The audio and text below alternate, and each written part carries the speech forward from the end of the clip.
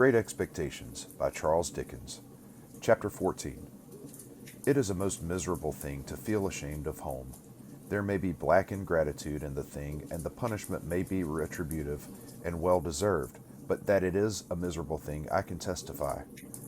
Home had never been a very pleasant place to me because of my sister's temper, but Joe had sanctified it, and I had believed in it. I had believed in the best parlor as a most elegant saloon. I had believed in the front door as a mysterious portal of the temple of state, whose solemn opening was attended with a sacrifice of roast fowls. I had believed in the kitchen as a chaste, though not magnificent apartment. I had believed in the forge as the glowing road to manhood and independence. Within a single year, all this was changed. Now it was all coarse and common, and I would not have had Miss Havisham and Estella see it on any account. How much of my ungracious condition of mind may have been my own fault, how much Miss Havisham's, how much my sister's, is now of no moment to me or to anyone. The change was made in me. The thing was done. Well or ill done, excusably or inexcusably, it was done. Once it had seemed to me that when I should at last roll up my shirt sleeves and go into the forge, Joe's prentice, I should be distinguished and happy. Now the reality was in my hold. I only felt that I was dusty with the dust of small coal, and that I had a weight upon my daily remembrance to which the anvil was a feather. There have been occasions in my later life, I suppose as in most lives, when I have felt for a time as if a thick curtain had fallen on all its interest and romance, to shut me out from anything save dull endurance any more. Never was that curtain dropped so heavy and blank as when my way in life lay stretched out straight before me through the newly entered road of apprenticeship to Joe.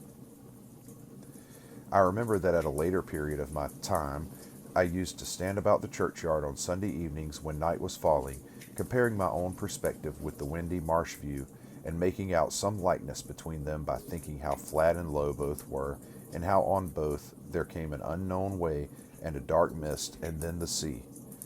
I was quite as dejected on the first working day of my apprenticeship as in that aftertime, but I am glad to know that I never breathed a murmur to Joe while my indentures lasted.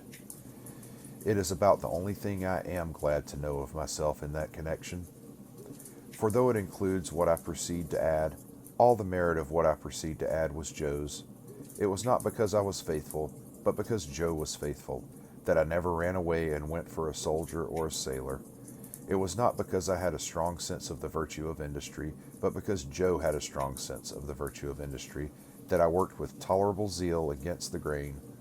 It is not possible to know how far the influence of any amiable, honest-hearted, duty-doing man flies out into the world, but it is very possible to know how it has touched oneself in going by, and I know right well that any good that intermixed itself with my apprenticeship came of plain contented Joe, and not of restlessly aspiring, discontented me.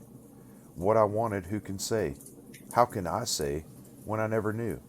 What I dreaded was, that in some unlucky hour I, being at my grimiest and commonest, should lift up my eyes and see Estella looking in at one of the wooden windows of the forge.